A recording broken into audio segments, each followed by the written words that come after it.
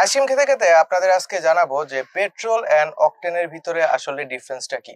So petrol হচ্ছে পরিশোধিত যে পেট্রোলিয়াম অয়েলটা আছে সেটাকে পরিশোধিত করে ব্যবহার করা হয়, যেটা মেইনলি আসলে আমাদের বিভিন্ন ইঞ্জিনে অথবা বাইকে গাড়িতে বিভিন্ন জায়গায় আর কি ইউজ করা হয়।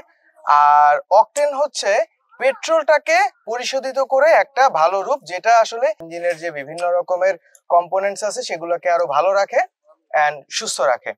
সো সেক্ষেত্রে অনেকে আসলে জিজ্ঞেস করেন যে অকটেন এন্ড পেট্রোল একসাথে মিক্স করে ব্যবহার করব কিনা। সো সেক্ষেত্রে আমার যে এক্সপিরিয়েন্স সেটা থেকে যদি আমি বলি যে অলওয়েজ ট্রাই করবেন যে অকটেনটাই ইউজ করার জন্য। অকটেন আর পেট্রোল একসাথে মিক্স করে ইউজ করলে আসলে কোনো বেটারমেন্ট নাই।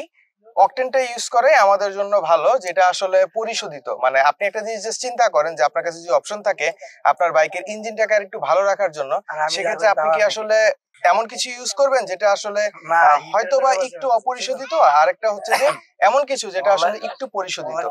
অলওয়েজ আমরা ভালো থাকবো, সুস্থ থাকবো, হেলমেট পরে রাইড করবো। আর আমার আল্লাহ হাফেজ।